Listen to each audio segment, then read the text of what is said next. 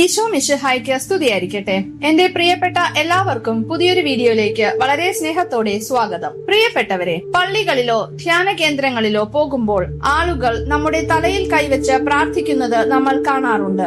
ഒരുപാട് പേർ അങ്ങനെ പ്രാർത്ഥിക്കുമ്പോൾ നമ്മൾ കണ്ണുകൾ അടച്ച് കൈകൾ കൂപ്പി വളരെ ഭക്തിയോടെ എല്ലാം ഏറ്റുവാങ്ങും. എന്നാൽ ഇന്ന് ഞാൻ നിങ്ങളോട് ഒരു വലിയ സത്യം പറയാൻ പോവുകയാണ്. നിങ്ങളുടെ തലയിൽ വെക്കുന്ന എല്ലാ കൈകളും അനുഗ്രഹങ്ങളല്ല കൊണ്ടുവരുന്നത്. ചില കൈകൾ പൈശാചികമായ ബന്ധനങ്ങളാണ് കൊണ്ടുവരുന്നത്. ചിലർ സ്വന്തം താല്പര്യങ്ങൾ അടിച്ചേൽപ്പിക്കാനാണ് നിങ്ങളുടെ മേൽ പ്രാർത്ഥിക്കുന്നത്. പ്രാർത്ഥന എന്ന് പറയുന്നത് കേവലം കുറച്ചു വാക്കുകൾ വായുവിലേക്ക് പറയുന്നതല്ല.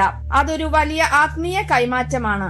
ആര് നിങ്ങളുടെ മേൽ പ്രാർത്ഥിക്കുന്നു എന്നത് എന്ത് പ്രാർത്ഥിക്കുന്നു എന്നതിനേക്കാൾ പ്രധാനമാണ്.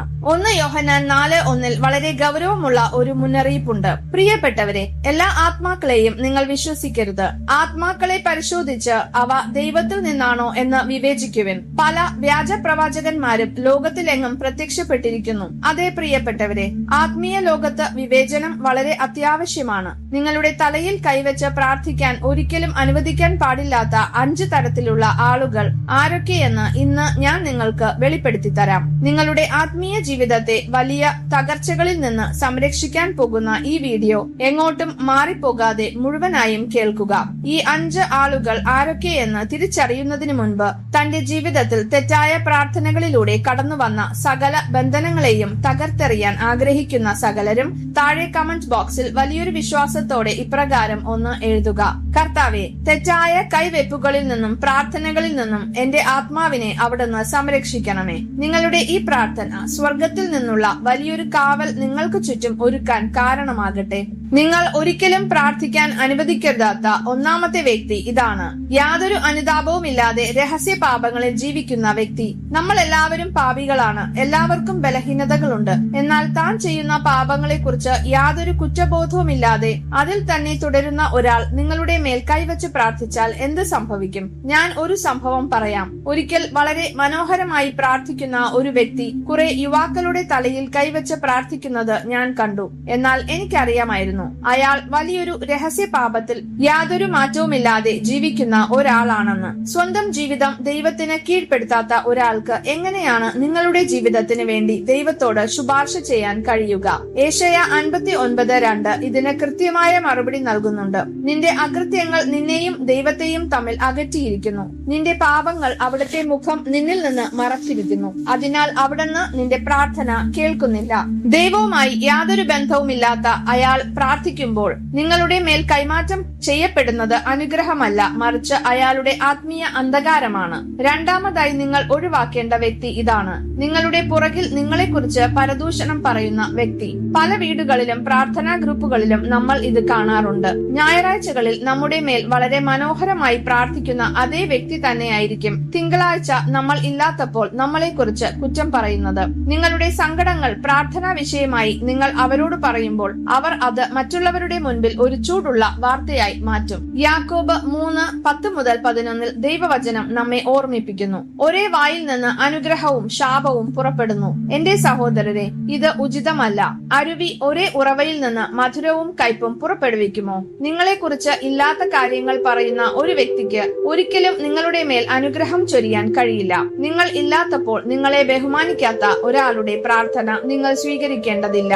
മൂന്നാമത്തെ വ്യക്തി വളരെ അപകടകാരിയാണ്. പ്രാർത്ഥനയിലൂടെ നിങ്ങളെ നിയന്ത്രിക്കാനും സ്വന്തം അജണ്ടകൾ അടിച്ചേൽപ്പിക്കാനും ശ്രമിക്കുന്ന വ്യക്തി. ചില ആളുകൾ പ്രാർത്ഥിക്കുന്നത് ദൈവഹിതം നടക്കാനല്ല, മറിച്ച് തങ്ങൾക്ക് വേണ്ടത് നിങ്ങളുടെ മേൽ അടിച്ചേൽപ്പിക്കാനാണ്. ഉദാഹരണത്തിന്, ഒരാൾ നിങ്ങളുടെ മേൽ കൈവച്ച് പ്രാർത്ഥിക്കുകയാണ്: കർത്താവെ, ഇവർ ഒരിക്കലും ഈ പള്ളി വിട്ടുപോകാൻ ഇടയാകരുതേ. ഇവർ എപ്പോഴും എന്റെ കീഴിൽ തന്നെ നിൽക്കണമേ. ഒറ്റ നോട്ടത്തിൽ ഇതൊരു പ്രാർത്ഥനയായി തോന്നും. എന്നാൽ യഥാർത്ഥത്തിൽ ഇത് പ്രാർത്ഥനയുടെ രൂപത്തിലുള്ള ഒരു ശാസനയാണ്, ഒരു നിയന്ത്രണമാണ്. ഗലാത്യ 5:1 പറയുന്നു: സ്വാതന്ത്ര്യത്തിലേക്ക് ക്രിസ്തു നമ്മെ മോചിപ്പിച്ചു. അതുകൊണ്ട് നിങ്ങൾ സ്ഥിരതയോടെ നിൽക്കുവിൻ. അടിമത്തത്തിന്റെ നുകത്തിന് ഇനിയും നിങ്ങൾ വിധേയരാകരുത്. ഒരാളുടെ പ്രാർത്ഥന കഴിയുമ്പോൾ നിങ്ങൾക്ക് വലിയൊരു ഭാരമോ അല്ലെങ്കിൽ നിങ്ങൾ പെട്ടുപോയി എന്നൊരു തോന്നലോ ഉണ്ടാകുന്നുവെങ്കിൽ അത് ദൈവത്തിൽ നിന്നുള്ള പ്രാർത്ഥനയല്ല. നിങ്ങളുടെ മേൽ നിയന്ത്രണം കൊണ്ടുവരാൻ ശ്രമിക്കുന്ന ഇത്തരം പ്രാർത്ഥനകളെ യേശുവിന്റെ നാമത്തിൽ നിങ്ങൾ തള്ളിക്കളയണം. നാലാമതായി നിങ്ങൾ ഒഴിവാക്കേണ്ട വ്യക്തി ഇതാണ്: ദൈവവുമായി വ്യക്തിപരമായ യാതൊരു ബന്ധവുമില്ലാത്ത എന്നാൽ സമൂഹത്തിൽ വലിയ സ്ഥാനങ്ങളുള്ള വ്യക്തി. പല പള്ളികളിലും കൂട്ടായ്മകളിലും പണമുള്ളതുകൊണ്ടോ അല്ലെങ്കിൽ വലിയ സ്ഥാനങ്ങൾ ഉള്ളതുകൊണ്ടോ മാത്രം ചിലർ മുൻനിരയിൽ വന്ന് പ്രാർത്ഥിക്കാൻ നിൽക്കും.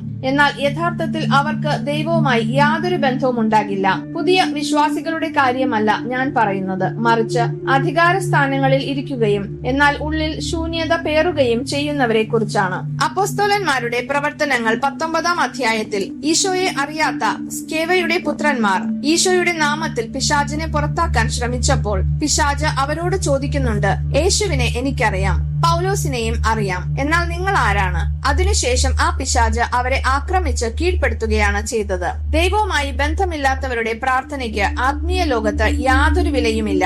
അവർ ബാങ്ക് അക്കൗണ്ടിൽ പണമില്ലാതെ ചെക്ക് ഒപ്പിട്ട് നൽകുന്നത് പോലെയാണ്. മത്തായി 7:22 മുതൽ 23 ഈശോ നൽകുന്ന വലിയൊരു മുന്നറിയിപ്പ് ശ്രദ്ധിക്കുക.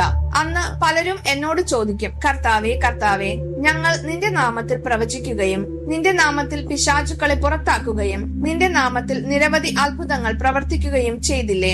അപ്പോൾ ഞാൻ അവരോട് പറയും, നിങ്ങളെ ഞാൻ ഒരിക്കലും അറിഞ്ഞിട്ടില്ല. അനീതി പ്രവർത്തിക്കുന്നവരെ, നിങ്ങൾ എന്നിൽ നിന്ന് അകന്നു പോകുവിൻ. ദൈവത്തെക്കുറിച്ച് അറിയുന്നതും ദൈവത്തെ അടുത്തറിയുന്നതും രണ്ടും രണ്ടാണ്. ദൈവത്തെ അടുത്തറിയാത്ത ഒരാളുടെ കൈവയ്പ് നിങ്ങളുടെ ആത്മാവിന് യാതൊരു ഗുണവും നൽകില്ല. ഏറ്റവും അവസാനമായി 5-ാമതായി നിങ്ങൾ ഒഴിവാക്കേണ്ട വ്യക്തി ഇതാണ്. നിങ്ങളെ അനുഗ്രഹിക്കുന്നതിനേക്കാൾ താൻ എത്ര വലിയ പ്രാർത്ഥനാ വീരനാണെന്ന് മറ്റുള്ളവരെ കാണിക്കാൻ വേണ്ടി മാത്രം പ്രാർത്ഥിക്കുന്ന വ്യക്തി. ചിലർ നിങ്ങളുടെ മേൽ കൈവച്ച് പ്രാർത്ഥിക്കുമ്പോൾ അവർ കണ്ണുകൾ അടയ്ക്കുന്നതിന് പകരം ചുറ്റുപാടും നോക്കുന്നത് നിങ്ങൾക്ക് കാണാം. എത്ര പേർ എന്നെ ശ്രദ്ധിക്കുന്നുണ്ട്, എന്റെ പ്രാർത്ഥന കേട്ട് എത്ര പേർ കൈയടിക്കുന്നുണ്ട് എന്നൊക്കെയായിരിക്കും അവർ ചിന്തിക്കുന്നത്. അവരുടെ പ്രാർത്ഥന വളരെ ലളിതവും സ്വീകാര്യവുമായിരിക്കേണ്ട സമയത്ത് അവർ വലിയ ശബ്ദത്തിൽ നാടകീയമായി പ്രാർത്ഥിക്കും. നിങ്ങൾക്ക് വേണ്ടിയല്ല, മറിച്ച് അവിടെ കൂടിയിരിക്കുന്ന ജനക്കൂട്ടത്തിന് വേണ്ടിയാണ് അവർ പ്രാർത്ഥിക്കുന്നത്. മത്തായി 6:5 ഈശോ വളരെ വ്യക്തമായി ഇവരെ കുറിച്ച് പറയുന്നുണ്ട്. നിങ്ങൾ പ്രാർത്ഥിക്കുമ്പോൾ കപടനാട്യക്കാരെ പോലെ ആകരുത്. അവർ മറ്റുള്ളവരെ കാണിക്കാൻ വേണ്ടി സിനഗോഗുകളിലും തെരുവീഥികളുടെ കോണുകളിലും നിന്ന് പ്രാർത്ഥിക്കാനാണ് ഇഷ്ടപ്പെടുന്നത്. സത്യമായി ഞാൻ നിങ്ങളോട് പറയുന്നു, അവർക്ക് പ്രതിഫലം ലഭിച്ചു കഴിഞ്ഞു. മറ്റുള്ളവരുടെ കയ്യടിയും പുകഴ്ത്തലും നേടാൻ വേണ്ടിയുള്ള ആ പ്രാർത്ഥനയിൽ സ്വർഗത്തിൽ നിന്നുള്ള യാതൊരു അനുഗ്രഹവുമില്ല. അത് വെറുമൊരു പ്രകടനമാണ്. അങ്ങനെയുള്ള ആളുകൾ നിങ്ങളുടെ തലയിൽ കൈവയ്ക്കുമ്പോൾ വളരെ സ്നേഹത്തോടെ തന്നെ അവിടെ നിന്ന് മാറി നിൽക്കാൻ നിങ്ങൾ ശ്രദ്ധിക്കണം. നിങ്ങളുടെ ആത്മാവിനെ അത് അർഹിക്കുന്നവർക്ക് മാത്രം വിട്ടുകൊടുക്കുക. പ്രിയപ്പെട്ടവരെ, ഇതിനർത്ഥം ആരെയും പ്രാർത്ഥിക്കാൻ അനുവദിക്കരുത് എന്നല്ല, മറിച്ച് ആത്മീയ വിവേചനത്തോടെ കാര്യങ്ങളെ കാണുക എന്നാണ്. യാക്കോബ് 5:16 പറയുന്നു, നീതിമാന്റെ പ്രാർത്ഥനയ്ക്ക് വലിയ ശക്തിയുണ്ട്. നല്ല ഹൃദയമുള്ള ദൈവത്തോട് ചേർന്നു നിൽക്കുന്ന ഒരാൾ നിങ്ങളുടെ തലയിൽ കൈവച്ച് പ്രാർത്ഥിച്ചാൽ നിങ്ങളുടെ ജീവിതം മാറും. അതുകൊണ്ട് നിങ്ങളുടെ ആത്മാവിനെ ശരിയായ ആളുകൾക്ക് മാത്രം വിട്ടുകൊടുക്കുക. നമുക്ക് കണ്ണുകൾ അടച്ച് കൈകൾ കൂപ്പി സ്വർഗീയ പിതാവിനോട് പ്രാർത്ഥിക്കാം. സ്നേഹം നിറഞ്ഞ സ്വർഗീയ പിതാവേ, ഇന്നുവരെ തെറ്റായ വ്യക്തികളുടെ പ്രാർത്ഥനകളിലൂടെയും കൈവെപ്പുകളിലൂടെയും എന്റെ ജീവിതത്തിലേക്ക് കടന്നുവന്ന സകല അന്ധകാര ശക്തികളെയും ഈശോയുടെ നാമത്തിൽ ഞാൻ ബന്ധിക്കുന്നു. കർത്താവെ, നല്ല വ്യക്തികളെയും യഥാർത്ഥ പ്രാർത്ഥനകളെയും തിരിച്ചറിയാനുള്ള ആത്മീയ വിവേചനം എനിക്ക് നൽകണമേ. അവിടുത്തെ പരിശുദ്ധാത്മാവിനാൽ നയിക്കപ്പെടുന്നവരിലൂടെ മാത്രം എന്റെ മേൽ അനുഗ്രഹങ്ങൾ ചൊരിയപ്പെടുവാൻ കൃപ ചെയ്യണമേ. ആമേൻ. ഈ വലിയ സത്യങ്ങൾ നിങ്ങളുടെ ആത്മീയ ജീവിതത്തിന് പുതിയൊരു വെളിച്ചം നൽകിയെങ്കിൽ ഈ വീഡിയോ തീർച്ചയായും ലൈക്ക് ചെയ്യാൻ മറക്കരുത്. പ്രാർത്ഥനയുടെ പേരിൽ ചൂഷണം ചെയ്യപ്പെടുന്നവർക്കും ആത്മീയ കാര്യങ്ങൾ തിരിച്ചറിയാൻ ബുദ്ധിമുട്ടുന്ന നിങ്ങളുടെ പ്രിയപ്പെട്ടവർക്കും ഇതൊരു വലിയ പാഠമായിരിക്കും. അതുകൊണ്ട് ഈ വീഡിയോ അവർക്കായി ഇപ്പോൾ തന്നെ ഷെയർ ചെയ്തു കൊടുക്കുക. താഴെ കമന്റ് ബോക്സിൽ നിങ്ങളുടെ പ്രാർത്ഥനാ നിയോഗങ്ങളും ഒപ്പം കർത്താവെ, തെറ്റായ കൈവെപ്പുകളിൽ നിന്നും പ്രാർത്ഥനകളിൽ നിന്നും എന്റെ ആത്മാവിനെ അവിടുന്ന് സംരക്ഷിക്കണമേ എന്ന് രേഖപ്പെടുത്തുക. ഇതുപോലുള്ള ആത്മീയ സത്യങ്ങൾ തുടർന്നും നിങ്ങളെ തേടിയെത്താൻ ഈ ചാനൽ സബ്സ്ക്രൈബ് ചെയ്യുക. ദൈവത്തിന്റെ ശക്തമായ കാവലും സംരക്ഷണവും എക്കാലവും നിങ്ങളോടൊപ്പം ഉണ്ടായിരിക്കട്ടെ. ആമേൻ.